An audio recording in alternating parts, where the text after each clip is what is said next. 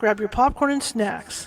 Find a comfy spot, take a seat or lie down, and let me transport you to a place of fantasy, ghost stories, ancient legends, odd creatures, alien encounters, and other magical topics.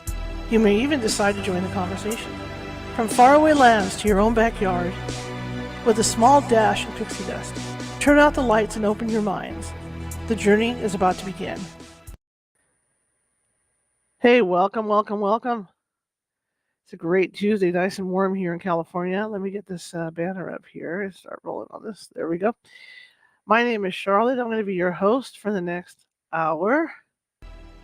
And I think we're going to have a great show. Fellow reporter's coming on tonight. He's going to be talking about investigating unsolved crimes. He has a podcast himself. So we'll get to talk to Stephen Gregory about that. First off, I want to say again, my name is Charlotte. I'll be your host for the next hour, even with my headphones cutting out. New headphones en route. You can check our it's one of those days. Check our website out at CaliforniaHauntsRadio.com. I'm just looking at it, had something flash up. You can check us out at CaliforniaHauntsRadio.com. All our shows are there, archives, everything. In fact, we're going out live there. We're going out YouTube. We're going out live on Facebook. We're going out live on Twitter and Twitch tonight. So we got a few places that we're going out live. But I want to thank you guys for coming tonight. And like I said, we've got a great show lined up. I used to be, when I was working full time, I spent 5 years on a crime beat in Woodland, California. And it was probably one of the most interesting gigs I could have taken. You know, my dad was always one of those ambulance chasers. He was one of these guys, if he heard fire trucks at night, he'd pile us in the car and off we'd go. Didn't matter where it was, he'd just take us. So he loved that stuff because he had been a U.S. Marshal at one point, working in Sacramento, and a security guard. So he was really into that. So it was just natural for me when I moved on from being a page designer editor at Roseville. It was just natural for me to take the job out in Woodland as the crime court reporter. I loved it. It's just there's never a dull moment. There's always something. I hate to say, always something bad happening out in the world, but there is.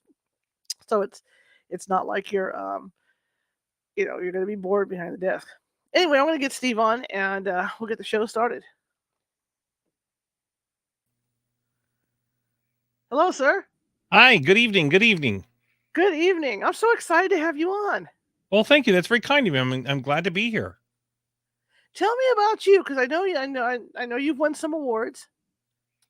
Oh, okay. Well, yeah, I've won a few. It's funny because I'm not really an awards person, but my boss keeps forcing me to enter broadcast awards every year, and I seem to get lucky and win a few here and there. So, yeah, I've been here in Los Angeles now, going on 18 years at KFYI. We're an iHeart media station here. And I've been doing the Crimes and Courts beat since that time. And then for 5 years in Phoenix for iHeartMedia. Used to be Clear Channel back then. And I did 5 years on the crime beat in Phoenix. And then I was 20 years with Clear Channel in Colorado. So that's kind of my career going backwards. Well, you got a lot more crime in court than I do. Yeah. But, the thing that people don't realize, like here, we work crime in court, but there's a lot of hurry up and wait with it too. I mean, if you're stuck going to court all day, trying to get that story on your deadline, man, it can seem like forever. I'm not a big fan of covering courts for that reason, because I'm in radio. In print, you usually can take your time. You can file your story. You can sit there and file your story from your laptop, or you can go call it in, or whatever the case is. But with radio, I get a little impatient and I want to get on something right away. And as you know, the process and procedure in a courtroom could be very lengthy. Yes. Convoluted, can be confusing, can be frustrating. So then that's why I only cover the more high profile cases, like the Paris Hilton trial I covered, O.J. Simpson armed robbery trial in Vegas. I lived in Vegas for 3 months to cover that for the network. And so I'd go in every day and cover that. But that was just because every aspect of that trial had interest because of who he is and because of his past. So those higher profile things I cover quite a bit, but in federal court, I can't stand covering federal court because that's really boring sometimes. Yeah, federal court sucks, I'll tell you. Yeah, It really really does. sucks. Well, I just got really lucky because the local stations here, I mean, we compete with like the TV stations and stuff, but it's not like some place like New York or San Francisco where they're out for themselves, So I would go in because I knew the local newscasters, so I would say, look, I got to go back to the office. I got to get the paper out. I'm on deadline. Let me know if the jury comes back or what they do. And so someone from the new TV stations would call me and go, hey, there's stuff going on. Well, one of the things that I am blessed with here in Los Angeles is the press corps here. By and large, Yeah, is a bunch of people who are pretty settled here. They're veterans, because a lot of people aspire to get to this market, so they're not sure. really out to prove anything. And I only say that because there is friendly competition here, and we all understand Mhm. our competition. It's funny, but we feel like as a press corps, as a broadcast press corps, we're competing with Twitter and Facebook and Right, Instagram. That's who right. we're competing against. But as Yeah, far as each other, not so much. And that said, I can always count on if I'm running late because we don't have a big reporting team here like a television station does. And so I have to do the job of 3 or 4 people. And sometimes I find myself at a different location on the other side of town. I got to get over to this trial or this hearing. And when I get there, I'll see a friendly face and say, "Oh, hey, what happened?" And they'll just open up their book and say, "Well, this happened, this happened, this happened." And I right. trust them. And then I'll share my audio with my colleagues from my competition. Shh, don't tell my boss. But I will share it at sometimes that, just say, "Hey, here's an interview I got with the attorney or with a plaintiff or whatever." But I'm very blessed in this market that we all work together. We help each other because there's no benefit to not doing it because we're all going to get the story, and it really doesn't Right, matter if you're first. It right. matters that you're accurate. Well, that's neat to hear about something like Los Angeles because I'm not going to say where in my area, let's just say as you go further west, it gets real cutthroat. Sure, yeah. Because that's where the money, that's where everybody makes money. I mean, the newspaper at the level where I'm at, you don't make as much money as you do the further out west you go. Right. And so it was nice to have that, with the like the old timers. I'm talking that's a long time ago, almost 20 years ago. Creighton Sanders and people like that were at Channel 3 and did these TV stations that were real helpful. So it was nice. And like you, if something came up and they had notes on something, they'd say, "Hey, here's the Mhm. interview we got, and you can use some of this stuff." So Well, my view of that is always because I may need it someday. I may need yeah, that help in return, and there's no reason to isolate yourself. I don't think anyone's that good that they yeah, can afford to isolate themselves from everybody else. And I'm not a real big fan of people who isolate themselves because they feel like somehow they're above the rest of us, whether their station's bigger, they have more ratings, whatever the case is. Again, blessed to be with a station that's very large and has a very large footprint, but I mean, I will help a student reporter that comes in and I can tell they're fumbling a little bit and they need a little help, and I'll get them in where they need to go and get them a seat closer to the action. Say, here's what you need to do. Um, and then as new reporters start coming into this business, a lot of them, here's the sad part about our business, and I don't want to editorialize too much, but the sure, sad part about our business is we're hiring a lot of younger people for the sake of hiring younger people. You don't mhm, have to have a degree in journalism to be a journalist. You'd be surprised how many journalists in Los Angeles are actually people that are reporters or on the air do not have degrees in journalism, mhm, but they're good performers and sure. they appeal to the audience. Sure. Sure, sure, sure. So how did you get on, going from your crime beat, how did you start looking more into these unsolved cases? Well, and I believe the reason we're connecting is because you heard me with George Nori, right? Yes. Yeah. Yes. And I've known George for a lot of years, and he's always known that I was a breaking news reporter, and I'm a correspondent for iHeartMedia, so I travel the country to cover bigger stories. And um, so when I cover these local cases, one of them that caught my attention was we have a particular issue here with our district attorney, our LA County district attorney. There's a lot of controversy surrounding him because of some directives he put into place moments after he was sworn into office. And some of those directives have not gone over real well with the general public. And some of those have to do with elevating a juvenile crime to an adult court. Mm, And one of them was a case where a detective reached out to me and said, "Hey, you need to know about this because it's heinous. It's really sad. And odds are those that we caught them, the ones that are responsible for it, but odds are nothing's going to happen to them because of these new directives. So that's what started me digging into this story. So some background on the case. Back in the late 90s, there was this 14-year-old girl who was walking home, and she stopped to call her mother to tell her she was running late. She stopped at a liquor store in the city of El Monte, which is just south of Los Angeles, kind of a suburb. And she stopped to talk on this payphone. And while she was on the payphone, these two cars pull up with a bunch of gangbangers in them, and they opened fire on what was a group of gang Jeez. members in the parking lot. She gets shot by a stray bullet, and she gets shot in the head while she's on the phone with her sister and dies on scene. So that was back in the late 90s. So the case so that was one part of the story. Mhm. So that gang in the car takes off. The two cars, they take off to the city of Rialto, which is east of Los Angeles, about 45 minutes east of Los Angeles.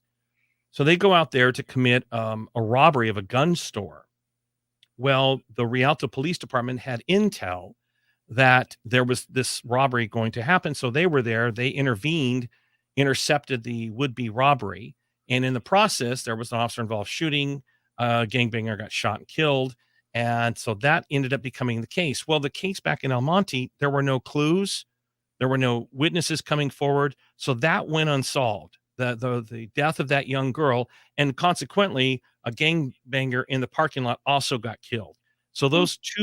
those two murders ended up becoming unsolved for many, many years. Fast forward to latter part of 2019, when detectives at the Los Angeles County Sheriff's Department get a call. It says it's from a woman. My boyfriend has information about a murder from back in 1997. If we tell you the information, can you help out my boyfriend? He's in jail right now. Well, the detectives were like, well, you're going to have to give me more than that. So they arranged some sort of a phone call. The detective speaks with the boyfriend that's in jail. And there's enough information there that prompts two detectives to get on a plane. This guy was out of state in a jail, flies out of state to meet him in jail. And they're asking him a series of questions. They ask the guy, okay, well, if you know this much about it, where's the murder weapon? And the guy says, you've had the murder weapon. And the detective says, what do you mean we've had the murder weapon? He says, well, not you, but the San Bernardino County Sheriff's Department has had the murder weapon the whole time. Whoa. Why? Well, come to find out, in California, any weapon used in an officer involved shooting is kept indefinitely in an archive, in an evidence archive. So that weapon was in the evidence locker of the San Bernardino County Sheriff's Department. For those that don't know, San Bernardino's way east of Los Angeles. And so the detectives get back. They call the department out there. The LA County Sheriff's Department calls San Bernardino and says, hey, we've got this case. You mind if we come out, take a look? They come out, they grab the weapon, take it over to forensics. Ballistics test proves and comes back positive that it was the same weapon used with the shooting of both the young girl, the 14-year-old girl, and the gangbanger. So Wow. now they've got their murder weapon. Now they start working backwards, and they find 3 of the 4 people that were involved in the shooting that night, and they were able to arrest them. So now fast forward again, these guys are now in their 40s. But when they committed the crimes, they were 15 and 16 years old. Mm-hmm. They were minors. But Mm-hmm. under this new rule in Los Angeles County, the new DA would not try them in adult court. So these 40-year-old men are sitting in juvenile court in Pasadena, which is east of LA, and they were sentenced to 2 years in jail for a murder, double murder. So that's what got me started. So when I was debriefing that case on one of our midday talk shows, they gave me an entire hour to debrief that case. So as I was talking about it, my phone blew up with other detectives. Hey, can you talk about my case? Hey, can you highlight my case? The hosts of the show got flooded with emails. Wow, this is gripping. This is compelling. We love this. You should make this a regular thing. And they're giving me this feedback during the commercial break. So I just said, well, that's really nice. And so at the time we needed a new Saturday night show because our the other host had left. So we needed a new Saturday show from 8 to 10. And my program director stopped me in the hallway and said, hey, that was a great segment you did with Gary and Shannon. I said, well, thanks. Appreciate it. As I walked away, I turned around and said, "Hey, maybe I ought to do cold cases every Saturday night." Kept walking. She stopped. She goes, "You know what? That's not a bad idea." And I said, "No, I don't have the time. I really don't." Because in addition to doing this, I also produced a podcast for iHeart Radio for our network. And so I'm doing documentaries for them and I just don't have the time. Right. And then she says, "Well, let's talk about it." I said, "Yeah, yeah, whatever." A couple weeks goes by. Let's talk about it. No, no, no, it's fine. So anyway, about a month later, I'm sitting in her office and we're actually taking it seriously. And then we go over it and I said, "Well, I can't do it unless, we have to do it under certain conditions." And I laid out all the conditions and she said yes to every one of them. So next thing I know, a month later, I'm doing a Saturday night show on unsolved crimes for 2 hours with a subsequent podcast. So now we just taped an in-person, we had a studio audience on Saturday at Morton's Steakhouse in one of the Morton's steakhouses here in LA. And we have a big private room in the back. And I was able to fill it with detectives, the sheriff of LA County, and some listeners of the radio show. And now we're going to start taping some shows like that every month. The show has been on now since November 6th. And in our first 30 days of being on the air, we had 59,000 downloads on the podcast. Wow. So we've struck gold, I guess, as they say Yeah. here, unexpectedly. No kidding. Our ratings are huge right now. I'm still flabbergasted at how popular it's become, but I'm very blessed to be well connected with local law enforcement, and that's the only reason we're able to pull this off. Because without these contacts, I wouldn't have anybody to talk to. I was going to ask you. I mean, how do you do the research for this stuff? I mean, are you having to go through court records? I mean, that's a pain in the. No, and it's funny. I'm glad you asked that because a lot of the podcasts that you hear right now that are posted from these, and they're well done. I mean, but Mhm. these are people that have never covered these cases. These are people that don't even know these detectives. These are, I kid you not. There was one podcast I was listening to just to kind of get an idea and a feel for how they do it. And we counted at the end, we let it roll. And at the very, it was 9 episodes. And the ninth episode, they did the credit roll. 30 people. There were 30 people on that credit roll that Wow. worked on that one podcast. And it was mostly just interviews. There was no sound design. There was no, there was music in there, but there was no nat sound. There was no compelling audio or anything like that. It was just interview stuff. And it was, like you said, it was well done and well put together and well pieced together. But there were 30 people involved in that one podcast. I have one producer, and he's also working 2 other shows in the building. So he's spread out pretty thin as we all are. But Mhm. um, so when I look back at it and think about all the resources that these other podcasts have, they've got researchers that are going down to courthouses because they don't have the contacts. Right. They got to get on the phone, and plus they're highlighting cases that are in other parts of the country. Mhm. I'm focused on LA County, so I know most every one of the players that I need to know in LA County. Mine is just a simple phone call, and then I know the people I'm dealing with.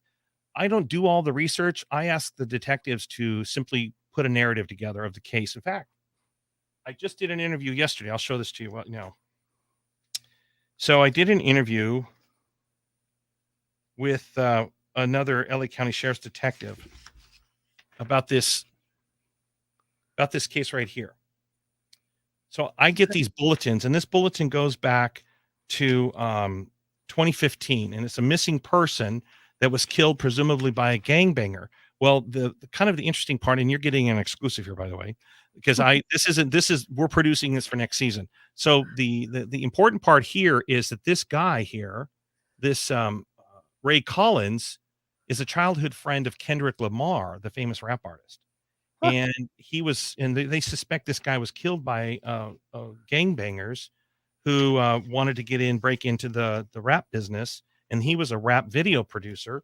So I get a narrative typed like this. Now I had that. So I'll get a narrative that looks like that. So I have the detectives type me a narrative. I have them do the work for me. I mean, that's Cool. the only way to do it because they put it in their words. Right. And then I take this and then I make my notes and I do everything right off of that. But I literally have them type the narrative. Then I read through it real quick because I'm doing this. I'm doing my own investigations for the station. And then I've got my documentaries and stuff I have to do. So I'm the traffic cop, so I have just enough of information to ask some salient questions, and then once we get rolling, so I tell the detectives, I said, "You're the star of the show. I'm just the traffic cop. I'm just Mm. here to get you from point A to point B, but you're the content. I'm just the traffic cop." So that's my approach, and that's one of the only reasons why I'm able to do them and keep up with my daily duties. Yeah, because having to go through the court files is, I mean, it's tedious.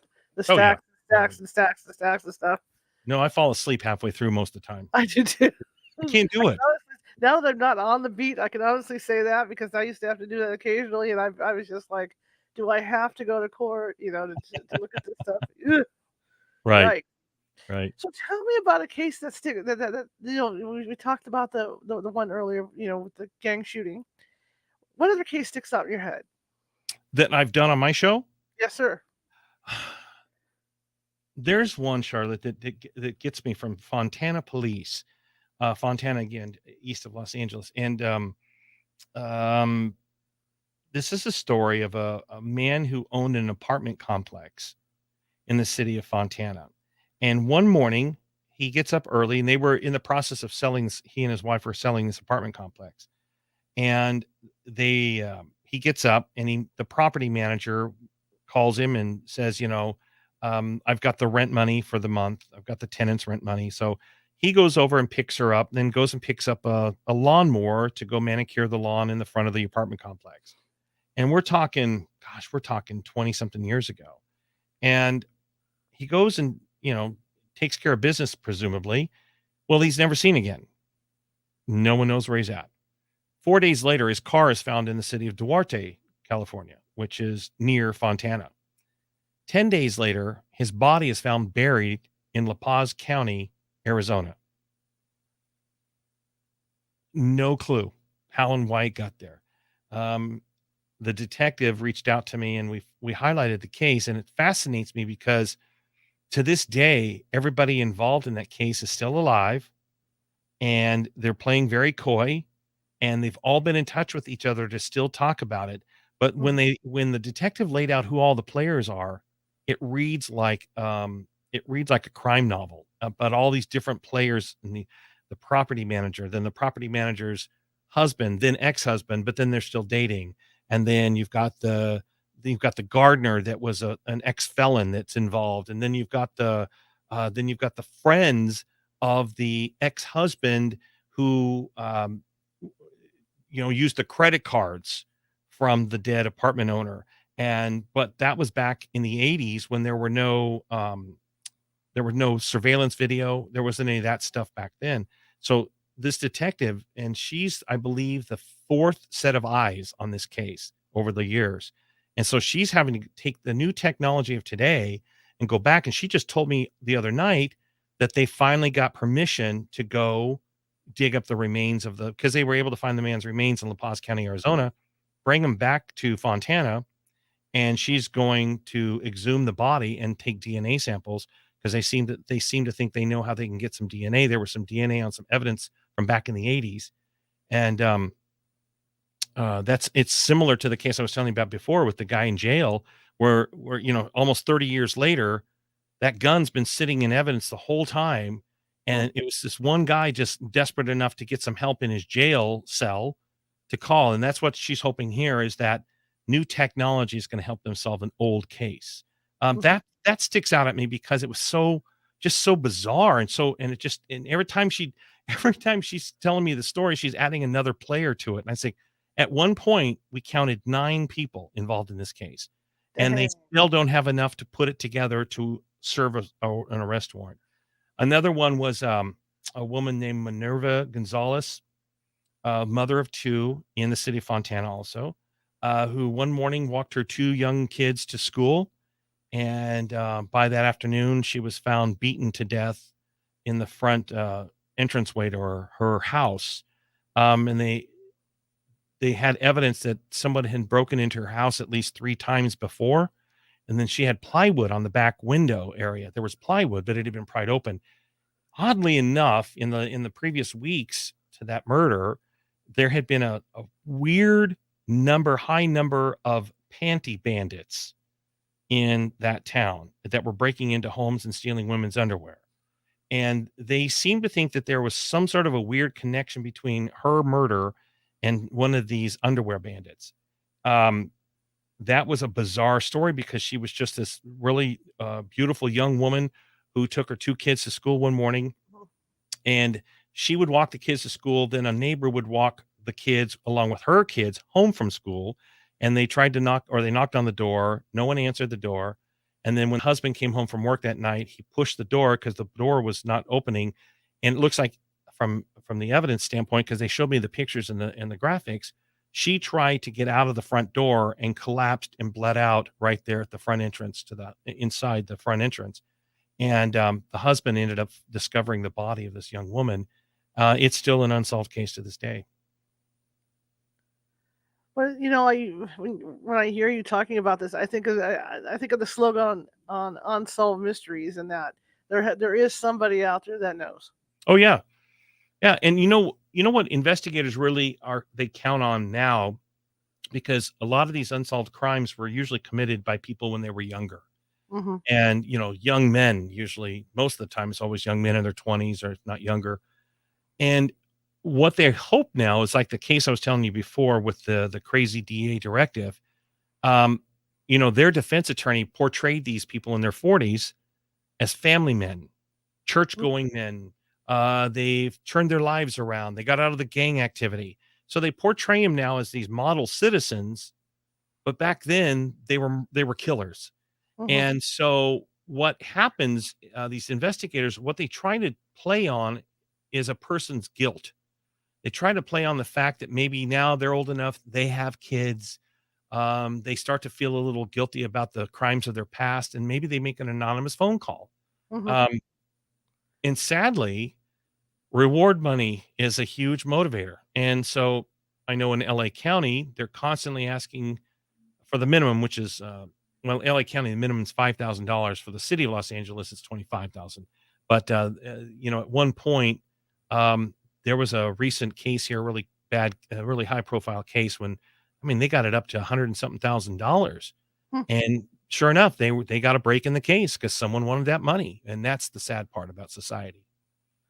Well, look at the East Area rapist here, which is the I-5 killer at your end, right? Yeah. I mean, that guy, he did all that stuff in his younger life, and he was living out here with Yeah. his family and everything. Yeah. And, at some point, I just don't know, a lot of these shows try to dedicate themselves to get into the psyche of these people and try to Mhm.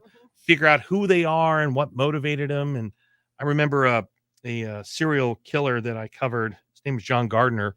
Um, he killed two young girls 1 year apart from each other, Amber Dubois and Chelsea King. Very, very high profile in Southern California. And it was a relative of John Gardner that reached out to me and showed me so much evidence about his relative, Hmm. including the search warrant. There was a gag order on the case, but I was able to obtain all this stuff, including videotaped depositions from past victims of his attacks that Wow. survived, rape victims, some as young as 14. And I watched these depositions. Hmm. And I reached out to a friend of mine. His name is John Douglas. He's a famous criminal profiler. He actually helped to create the FBI criminal profile unit. In fact, he's the subject of. He wrote the book. Well, what's the Silence of the Lambs? Is there? One of his characters is played by Scott Glenn. Okay. He's portrayed by Scott Glenn, and so he's big on the criminal profile. So I sent him a FedEx of all this material I got about this guy from his relative, and I said, "Hey, John, can you set me up a profile on this guy?" Oh my God, you should have seen the stuff he sent back to me. It was fascinating. And then I did the phone interview with him about it as a recap, and he was spot on about this guy, about everything, and about like how he would when he looked at the search warrant, and you looked at some of the items on the search warrant, and he says, what he's doing is he's collecting trinkets. He's collecting personal belongings from each of the girls he's attacked or killed. And then because he had a girlfriend at the time, this killer did, and the girlfriend had no clue. but the girlfriend was wearing the necklace of one of the victims, earrings from another victim, Hmm. throat, all kinds of weird stuff like that. And he says that's how he relives the crime and gets off inside over and over and over. He keeps seeing these personal items um, on his girlfriend from the victims he's attacked or killed. It was some fascinating stuff. But so I ended up doing that story, and they were forced to announce his public confession early on, and I was threatened. I was threatened with contempt of court because he had a gag order, and I said, "Well, my name's not on the gag order, so there's not much you can do to me." So, I'm the press. This is news. Um, there's a lot of that with these killers, though. The ones that collect stuff like that. yeah, it's a really weird thing, but it's part of the psyche. And and listening to John, and then I have a psychologist here I use for analysis, and they talk about how they have to keep reliving that and reliving that and reliving that, and that's what somehow I use the term gets them off. It really it just excites them. It's this state of constant euphoria, knowing that woman is wearing the dead girl's jewelry, and or the dead girl's shirt or a hat or some weird stuff like that. And it's such a weird, and it's just hard for me to I think it's hard for any normal person to wrap their head around. Absolutely. And with you getting these stories out, I can see why the police are excited about it because I mean, it brings them back out, and who knows? Like there may be somebody out there who's ready to talk right now. I can see with some of the gang stuff because I know the police run into that a lot. Right. People are afraid to say anything, right after the thing occurs because they're afraid the gangs will come back on them. But Right. later on Exactly. down the line, you know, Yeah, and when they're adults, and it's funny you say that because I asked the detective yesterday, that when I was interviewing on that case, I said, in all your experience and all your years, how long do these people stay in gangs? When they're in their teens and 20s, are they in when they're in their 30s, 40s, and 50s? And he goes, very few to none stay in the gangs that long. He says they all usually get out at some point. And then he said they're either dead, they're in mhm. prison, or they got lucky enough to get out and get a job, get a degree or something. Somebody helped them along the way. But he said very few of them are still in the business, if you will, or in the gang business. And that's why he says, as I mentioned before, he really hopes and counts on the fact that maybe they're adults now and they realize the error of their ways. And he said he doesn't care if it's an anonymous phone call or not. He just wants to solve the crime. He wants to give these families closure. I know stories about guys that are in prison now for for shooting and killing people, when they were in their teens. And, I don't know, is there enough, like for somebody like that, if there's enough remorse for them to get parole or whatever because they're still in prison. You see what I'm saying? I mean, maybe they are, they've grown up enough to be remorseful. Well, and this, like I mentioned before, like the guy that was out of state, some now are smart enough to realize that maybe they take that crime with them because they know that that's their ace in the hole someday. Mhm. Maybe they'll use it and they'll have their attorney, if they have one, to say, listen, call the sheriff's department, call the police department, tell them I have information about this murder, that murder, tell them I have great intel on this and that and the other. And sometimes they can parlay that into a lighter sentence. They can parlay it into a commutation. Who knows? But the detectives have told me that there are some that carry those crimes with them, knowing that that could someday be their ace in the hole. Sure, sure, sure. Now, like you said with this last one, them kind of threatening you because there was a gag order on the case. Do you run into stuff like you talked about Paris Hilton? Do you ever get like phone calls and stuff? If you if you're covering something like with Paris Hilton, Do I get phone calls from whom? her attorneys or anything like that? Oh, on occasion, I'll get a call from an attorney one day. I'm trying to Uh-huh. remember who it was. Well, let me go back to the OJ case. Okay. So the OJ case in Vegas, and that was the armed robbery where OJ Simpson had gone into a hotel room with some other guys, and they had confronted a sports memorabilia trader, and there was a lot of stuff in there that was OJ Simpson's at one time, and he demanded all his stuff back, and he did it in the group of guys, and one of the guys had a gun. So in Nevada, it became a kidnapping charge on top of an armed robbery charge, and they all got the same charges against them. And then a couple guys rolled over, and it ended up boiling down to two defendants, and it was C.J. Williams and O.J. Simpson. And while we were covering that case, I remember the attorney, Yale Galanter, coming out, and he's from Florida because he was O.J.'s attorney in Florida. But Yale had to partner with Gabe Grosso, who was an attorney in Nevada, who was licensed in Nevada. So he had to have a Nevada licensed attorney in order to practice. So they partnered up. Well, they went right away. They went around and started talking to media one-on-one, saying, "Hey, listen, we know that the murder trial is going to be a big part of this because people are going to feel like they need to get justice for Nicole Brown, was Mhm. O.J. Simpson's ex-wife. He was acquitted of her murder, of course, but people feel like that there's still some payback here. So the attorneys came around and pulled us off to the side one by one and said, "Hey, um, if you've got an issue with this," and he says, "Do us a favor. If you plan to run a story about that, can you run it by us first?" Ha. No, I'm not going to run it by you.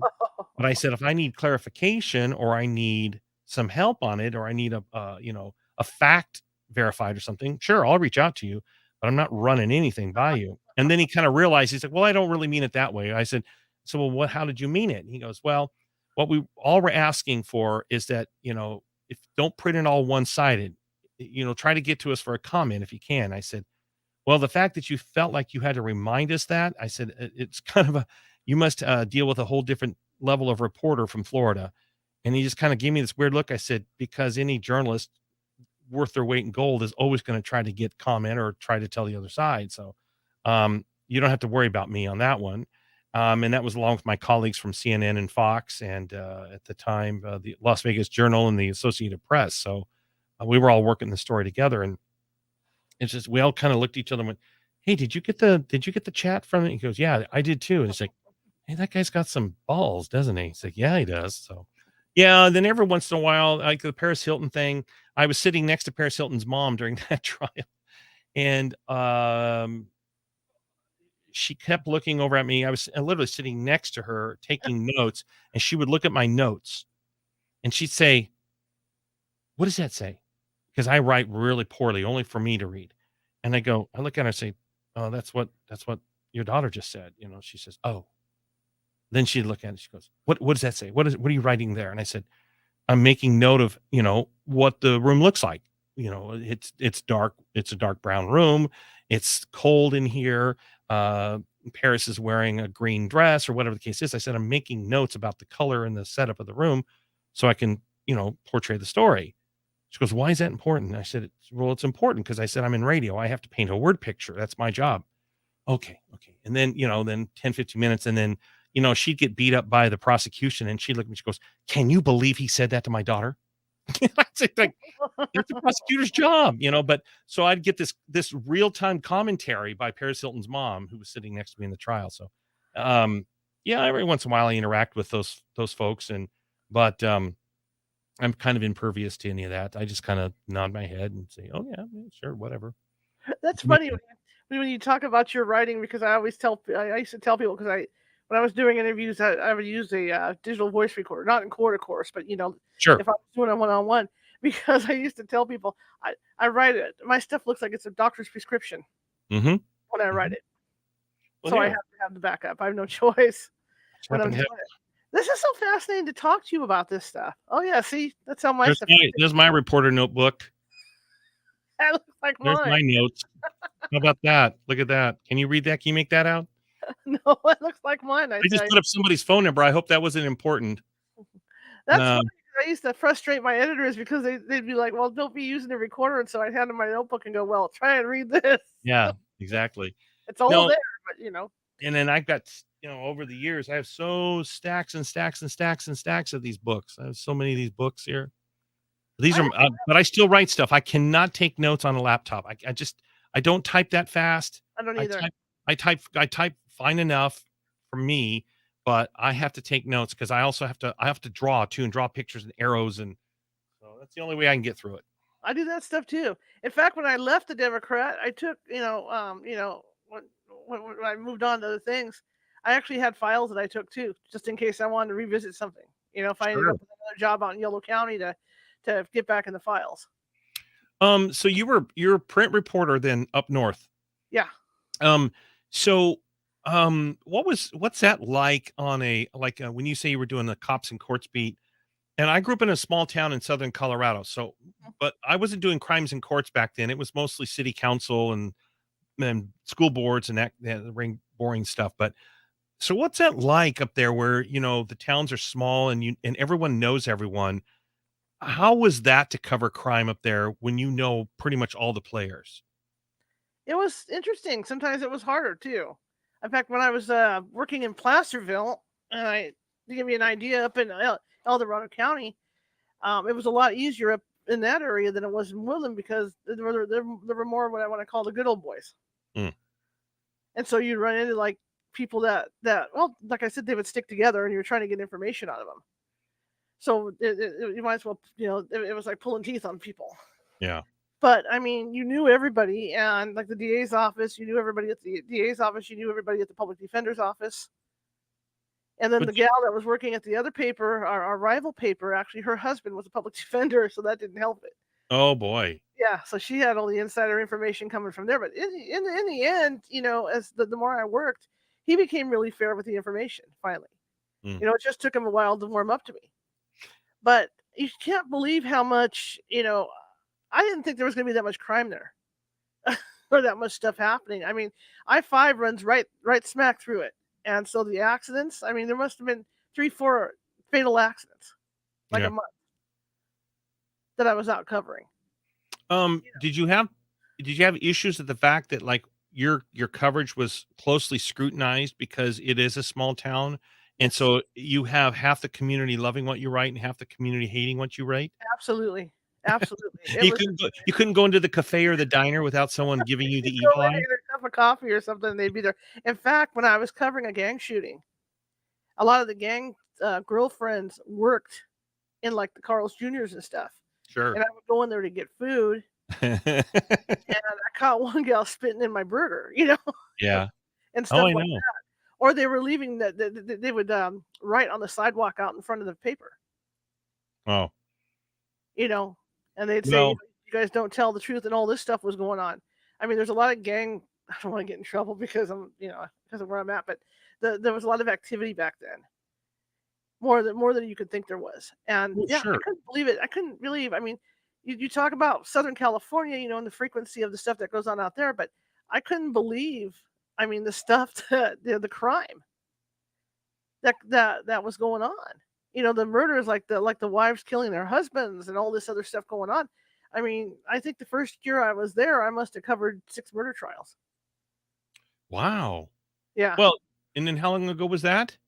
Right now, I think about maybe 15, 16 years ago.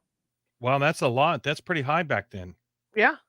Yeah, and I used to be able because I used to we used to my family and I had a house up north, and we would go up there, and I'd be in the car with my mom and dad sometimes, and I'd be like, "Oh yeah, and that guy died over there, and that guy died over there, and that guy died over there," as we went up the freeway. Well, I do remember, when I was working in Phoenix, I had taken down a very high-ranking member of the Phoenix Police Department in one of my investigations, and in doing so, I also pissed off, a member or pissed off members of a gang in Phoenix because apparently members of these gangs were getting get out of jail free cards from this high-ranking official in the police department, and I remember getting a threat one time. Someone called the newsroom and threatened me by name. Oh yeah. And then I called the sheriff's department or I called the police department. I said, "Hey, just to let you know, I just, got a threat. I had to report it to our risk management people." And then by that afternoon, I had a sheriff's security detail on me for 2 weeks. And so that sheriff's security detail followed me everywhere for 2 weeks. And that was a little unusual, a little daunting, but it's a reality of the job. And Mhm. um never really worried too much about it, I guess. I mean, they could have just followed me home, and for all I know, they did. But, having I had a security detail, like I said, and every once in a while, you touch a raw nerve, and you just kinda Mhm. have to, you have to watch your back. So I remember somebody called and wanted to do an interview, and they invited me over to their house, and I'm going, oh, no, ooh, pass, this because I interviewed this pastor who had been a gang member. And he was just telling, he wanted to get out that, yeah, there's a place for gang members to go that want to get out and all this. So we go to this house, the photographer and I, and we're standing in front of this house talking to this kid, and it turns out this kid has just got out of jail for a murder. Because he was going to trial. Yeah. As we're standing there talking to this kid, they were driving by slowly Oh, yeah. and coming out of the houses, and we're looking around and we're just like, this is not cool. This is the only thing that's saving us right now is this pastor. We're out here talking to these guys. Turns out that guy ended up getting beat up because he talked to us. The guy we ended up interviewing. Yeah. But it's really unnerving. You're standing out there and you suddenly realize they're watching. Yeah, there's a scary part of reality to all of this, and I mean, I'm looking back as we talk about this now. I'm looking back at other close calls I've had, and I was covering the Ferguson, Missouri riots after Michael Brown was killed by a white police officer, and I was attacked then. In fact, I was live on the air with our evening show when I was attacked, and they took my cell phone, and we lost connection with my broadcast unit because I was in a rental car, and we have a broadcast unit gadget that we could connect by Wi-Fi or satellite. I was connected by cell phone, and we got disconnected, lost my cell phone. They took it, and then they threw me up against the car, and then gunfire erupted. You hear live gunfire on the air. And so I had to hide under the rental car. And then when the dust settled for a second, I was able to get in the rental car and drive through a neighborhood, and the whole place was just filled with smoke because they were lighting buildings on fire. So I parked in this person's driveway and just hid down, got into my gear bag, found my backup cell phone, but I had to wait for it to charge because it was dead. So I had to sit there and plug it into the car while I'm ducking down and wait for one bar so I could at least call my newsroom and say I'm okay. Well, that's what I was going through. The newsroom back here in LA, all they heard was Steve on the air talking, and then they hear me in a scuffle, they hear gunfire, and then my connection goes dead. That's all they heard. So Wow. they thought I got shot. So people are freaking out because they're calling my cell phone and I don't have my cell phone. And Right. so I've had little weird close calls like I that. had similar happen. I was up. We were on Arnold at the time. When he was governor, spoke at one of the hospitals up near Placerville. We were on our way back to the newsroom, and we get a call of a live shooter. So we go out there. We're the first group on scene. Nobody's stopping us because the police are preoccupied at this point. Fire department's out there. We go walking in. SWAT team, it's scary when when you go walking in somewhere and the SWAT team is going the opposite direction with their guns. Right. And I'm turning around. I'm like, okay, we got to stop here. My photographer, being as brave as he was, there was an ambulance near the house. He walked up over there. I kind of held back behind this police car. And as I'm standing there, all of a sudden you hear it. Boom, boom, boom, boom, boom, boom, boom. Because this guy had dug bunkers in this field. So he was holed up in the back of this field. But he starts firing on everybody. I'm under the car at this point. But you know what? I'm counting the shots because I know the newsroom is going to want to know how many shots were there. So I'm counting the shots, but I'm thinking this was really stupid. We should have known when we saw the SWAT team going the opposite way. That should have been the indication that we shouldn't have gone all the way in. And this went on for like 15, 20 minutes. The shots were going back and forth. Then the newsroom finally says, okay, you guys need to get out of there. The cops chased us out. So we go and park probably maybe a half a block away because we're in the middle of the fields. This is old farming country. And we're sitting there and we're watching the cops and they're looking for this guy. And we're sitting there like sitting ducks. And all we could think about is he's out here somewhere. So all of a sudden, this person appears out of this bush. And we both just went, ah. And it was a police officer. Oh, boy. That could have gone a different way. That's the stuff that happens. But, you're on the phone with the newsroom, like you say, and, the shots start going off, and you're thinking, okay, I got to keep at least some wits about me, even though they're shooting at us. And then you don't know what direction they're coming from. No. So you're on the ground. And the fire trucks were probably 30, 40 feet behind me, and I thought, well, I can't go back there. I might as well just dive in behind the police car. Well, let's see. I was trying to remember, too. I've been shot at twice at the border because I cover immigration. I was with a Border Patrol agent. We were attacked. We were rocked somebody from the other side threw some rocks over a fence, and one of them hit a border agent and Hmm. sliced his hand open. It was a shale rock, and I had to get him to safety because they drive alone, and it was just he and I. Um, One other time, we were out in the middle of the desert in eastern California. I think it was out in Calexico area when I was talking to a member of the Minuteman Project, which was an all volunteer border watch group. And all of a sudden, I started hearing this weird, and then someone Wow. screamed, gunfire, gunfire. And someone was shooting from the other side of the border. So we had to dive down in the dirt and wait till that all went away. And it was dusk. So thankfully, it was getting dark and we could crawl away and get out of there. So, yeah, my family isn't too happy with what I do sometimes. So sometimes it's just like they say, "Can't you just stay in the studio and do those little documentary things you do?" It's like, yeah, It can get exciting. I mean, I used to have to do fires too, and I mean, if you don't think fires are hot, guys, you get to a field fire somewhere and park your car, and you can feel the heat coming through the doors of the car, from the yeah, fire. I did one out. In fact, on the way to work, there was this fire in this farmer's area. Went in there, and they had this propane tank down there and a bunch of other tanks. And I'm on the phone with, you're always on the phone because you're remote when you're doing that stuff. And fire department were worried about leaking gas and all this. And I'm standing there, and suddenly, the flames are coming, and I look down, and my feet are in some kind of liquid. oh, And I'm like, oh my God. And so I tell my editor, I'm like, I got to go. Bye. Hang up. And turns out I got lucky. It wasn't flammable, but, I mean, you don't know, you look down, and the flames are coming yeah, but towards you. then hazardous materials too. Yeah, yeah, as you're doing this stuff. So, I mean, it's a fun job. It keeps you on your toes, but sometimes you can stay up all night, stressing out on it too, Yeah, yep. you know? That's why sometimes going to court's a good thing, 'cause you can just sit there and go, "Okay, I Yeah, get but to I'd see." rather be excited than bored. Yeah, me too, me Yeah. too. And I remember a lot of the times driving out to places and you're on the phone, he's like, "Well, what's it look like?" "Wow, there's a big puff of black smoke." When you're going out, Yeah. I you know, I'm glad we got to talk. It's fun to talk to somebody else that does that does this. Would I go back to do it? Absolutely. If I Yeah. wasn't retired, I'd be back out there covering this Well, stuff. I don't know what retirement looks like for me yet. Some people have talked to me about it. I'm not sure how much more I got left to me on the daily side. I've been in the business 42 years now. Yeah, And of that, 24, 27, 30, about 31 years in the field. So I'm hitting kind of I'm 35, almost 35 in the field now. And so I'm kind of getting tired. I am yeah, getting tired.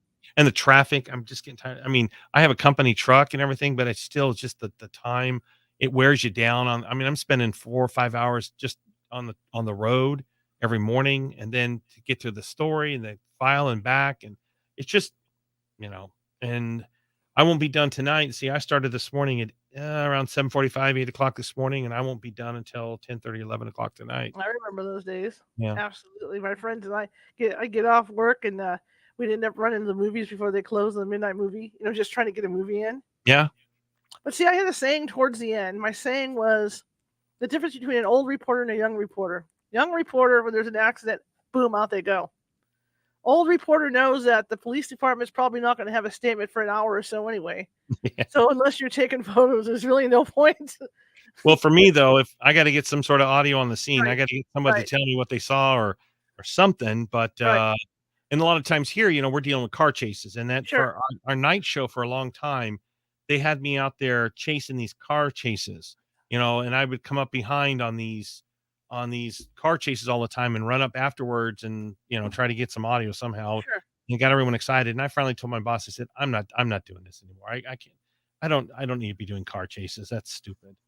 So Well, it's a different world now too, like you said. I mean, from what it was 15, 16 years ago, I retired to take care of my mom and dad. I mean, from physically being in the field in 2011.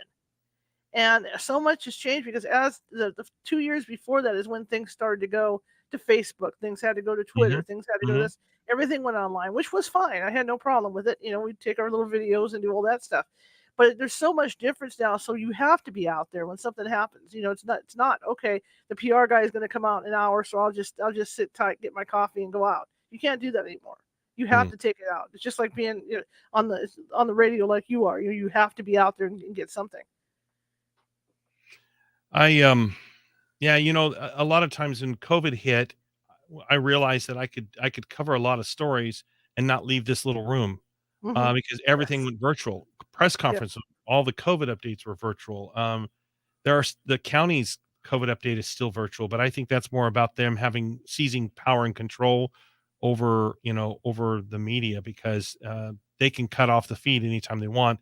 They don't like hard questions, so they'll stop it Right. and they'll do whatever they want. But the mayor's office here has been really good about. They were the first big agency to start doing in person again, and then the police departments, fire departments, they're all doing in person and on the scene stuff. So it's back to business as usual for about a year and a half, almost 2 years. I was sequestered to this little room here.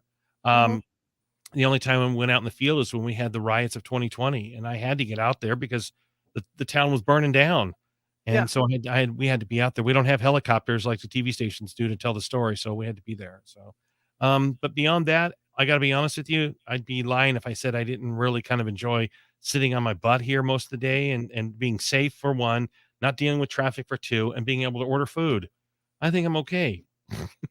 Oh, you know what? As you get older, you'll get like that because as I've been home and a lot of my stories, I do freelancing and a lot of my stories I can do them from the phone, Yeah, and it's nice. I don't have to be out, chasing somebody down some football field or anything like that, trying to nab that story.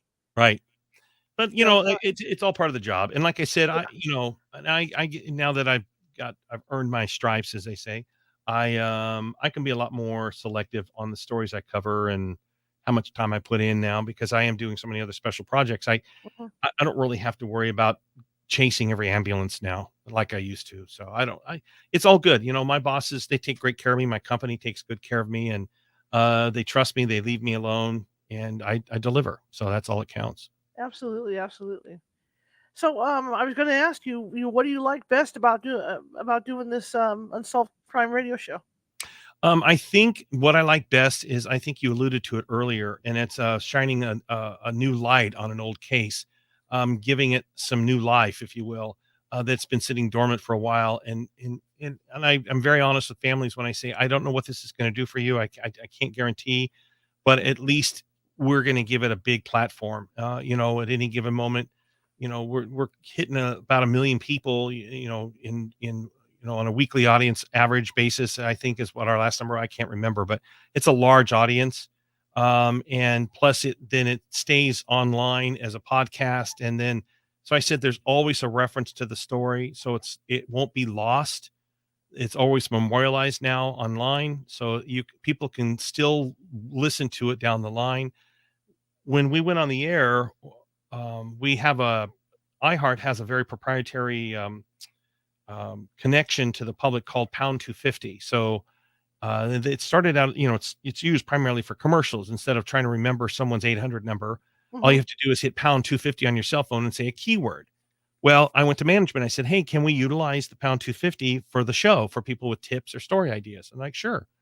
So they set it up for me. And now I just say, if you've got a tip on a story that we've highlighted or case, just hit pound 250 and say keyword unsolved. It takes you to a voicemail with my voice greeting. And that thing has just exploded. And so we go through and listen to all of them. And you can always tell when people are listening to the show, Right. because a lot of people, just as many people listen to it as a podcast the day after, 2 days after, as they do Hmm. the night that it airs live. And you can almost kind of set your clock by it. And we get a big influx of these pound 250 voicemails, and we sit there and we listen to my team, and I sit there and listen to them, and then we turn them over to the authorities. I'll call the people back and say, "Hey, we got your voicemail. I just want to verify a couple things." I'll talk to them and say, "Do you mind if I turn this over to LAPD? Do you mind if I turn this over to LA County Sheriff?" And they're like, "No." So then I call the detective and I say, "Hey, I'm sending you some audio or sending you the information, whatever." Um, we've had email tips now, so people are actively engaged in the show. And I can honestly say, I think out of all the feedback we've gotten, tips and whatnot, maybe one crank call, maybe one odd email here and there, but by and large, these people are really engaged and they're taking it seriously. That's awesome. Yeah. That is really awesome. So hopefully, yeah, I mean, you can go to sleep at night, knowing that you're doing something great for the community. Yeah, I mean, and I guess the original content or the original thought for this was just to put a show on for Saturday nights, Right. highlight some crime cases in Los Angeles area, and just kind of like let's put it on and see what happens. Well, what we didn't realize how quickly, and even the detectives are thanking us and texting us and saying, "Listen, you don't have any idea what you're doing here. You're really helping people, and you're helping us because you're getting it out there. And because then we also highlight the cases on our website with the pictures, the alert bulletin, the description, the narratives. So there's also a printed or digital component to it as well as an audio component. And so it does. Once it's on there, as you know, it sticks there and it stays there. So Yeah. even if someone misses it this Saturday live, they can always go back and listen to it at their convenience. So, um, we realized very quickly that the impact we were having. Well, that's one of the best things about being a journalist. I mean, if you can somehow have a story or like a segment on a podcast that can help somebody, you've accomplished something, Mhm. and it's a good feeling. Well, the purpose of journalism in our eyes here, the purpose of journalism is to hold the powerful accountable, to Hmm. expose wrongdoing, and to give a voice to the voiceless. I mean, that's kind of our mantra. And there's no more voiceless segment of our population than the dead population. Right. And in this particular case, we give a voice to the people who can't speak for themselves. And also the families, because a lot of times families don't have a platform. Right. And, they have social media, but that's a very, very limited and very skewed audience unless they get something that takes their story viral and then it helps them that way. But by and large, and look at podcasts now. Podcasts are becoming the subjects of TV shows and movies. So podcasts have become a very powerful medium, more so than radio. Yeah. We have a wide reach when it comes to terrestrial, but then with being with iHeart, we have the benefit of that platform being a genuinely a worldwide platform. So I'd like to think that I would just love it one day if a tip that comes through our show was able to help somebody solve a crime. There's one I'm really confident of that we got on our case of the teardrop rapist, episode 4 of our first season. And this was a guy who had sexually assaulted at least 39 women over, I think it was over 12 years, I think. And uh, out of the blue, this woman calls and says, I think that was my ex-boyfriend of X amount of years ago. Wow. And she describes him to the letter and his violent tendencies and what have you. And so I take all that information. I call her back and then interview her a little more, just on not on tape or anything, just for my own notes. Then I called the detective in charge of the case. I said, "Hey, this woman called and reached out to me and told me all this stuff." She goes, "That's really interesting." And so I said, "Can I put you two together?" And she goes, "Yeah, I've not heard back from the detective yet, so I don't know what the status is on it." But I was very, very encouraged by that. Absolutely. Absolutely. I want to thank you for coming on. It's always fun to talk to someone like you who's in Sure. Thank a you. similar business like I was. It's really fun. In a lot of ways, I miss it, but then, like I said, in a lot of ways, when I think about if it's 105 outside and there's an accident on the freeway, I think, well, thank God I don't have to be standing out there and dying of heat stroke. Right. Somebody else doing it. But I want to thank you so much for coming on. This was so fascinating to It's my talk to you. pleasure. My pleasure. I And appreciate the invite. maybe at some point we could have you on again because I just was absolutely fascinated by this. Sure. Yeah, and just reach out and we'll see how it goes. How do people find you? Well, on social media, on Instagram, I'm at Steve Gregory 640. Hmm. Let's see. I think that's the same for my Facebook at Steve Gregory 640, and Twitter is at Stephen Gregory. Okay, And the only reason is because when Twitter first came out, now here's a really funny story I'll leave you with. go for it. I didn't know Twitter and I didn't know anything about Twitter. I learned about it at the O.J. Simpson armed robbery trial because the public information officer for the Clark County courts, one day we were sitting. Here's the crazy one. So the media room was a DUI classroom. They took the DUI classroom and turned it into the media room. They ran all the feeds in and put the TV screens up so we could watch the trial because the trial was actually on the 16th floor and the media room was like on the 10th floor. Okay. So, and then if we wanted to, we could go up and sit in the courtroom. Hmm. But So we're sitting in there, and all of a sudden the PIO walks in, the public information officer writes up on the dry erase board, Twitter. And he says, "This is how I'm going to communicate with all of you from now on." Like, and I'll never forget the Associated Press reporter, Linda Deutsch, longtime court reporter based in Los Angeles. She's the sweetest lady, very talented. She covered Sirhan, Charles Manson. She was sitting right there behind Manson during the trial. And she said, "What the hell's a Twitter?" And we're all laughing. We're like, "What is a Twitter?" So here's the PIO walking us through the process of Twitter. So we're all downloading Twitter on our phones, and he sends us all a tweet. He says, "Press conference with attorneys 9 a.m. tomorrow morning." And we all got it at once. And we thought that was the coolest thing, because this was in 09. We thought that was the coolest thing ever. I call my boss. "Oh, there's this new thing called Twitter. We got to do it." So at the time I had at Stephen Gregory. And had I branded myself Steve Gregory 640, I would have been verified by now, because there's a ton of Steve Gregorys. There's a football player named Steve Gregory. There's a saxophonist named Steve Gregory. There's a cricket player in London named Steve Gregory. I mean, there's all these Steve Gregorys now. So I'll never be verified, because I'm Stephen Gregory, and there's a ton of Stephen Gregorys. Anyway, it's funny because that's why I have a Twitter handle, Stephen Gregory, that doesn't match the rest of my social media. Everything else is Steve Gregory 640. Twitter is Stephen Gregory. So there you go. Gotcha. Thank you so much, Steve. And I hope Me you get too. off earlier tonight. Get some, kind of try to relax, but Sure. I know how it is. I Thanks, know how it Charlotte. is. Have a great Thank night. you Thanks so for much. having I me. appreciate it. You have a good Take care. evening. You too. Bye. All right. Bye-bye. Okay, so that was great. I got to go down memory lane a little bit, because I bet you guys that know me, like Jerry, people on my team don't realize I've been shot at a few times. But anyway, nature of the beast. Tomorrow, we have a great guest coming on. We're going to go conspiracy tomorrow. There's supposed to be a secret space program out there that nobody knows about. Well, what else is new? There's probably a lot of them. But Carrie Lynn Cassidy is supposed to be with us. So she's going to join us to talk about that secret space program. All right. If you like the show, check us out at CaliforniaHauntsRadio.com, or go ahead and check out the California Haunts Paranormal Investigation Team at CaliforniaHaunts.org. I'm just starting to change that website over to another site. So that's going to be interesting, because it's a huge website. But if you like the show and you're on Twitter, please subscribe. There's a little ghost there with a magnifying glass and a Sherlock Holmes hat. Click on that, and that'll subscribe you to our more than 200 videos on our Twitter feed. All right. And if you did like the show, share it with 5 people.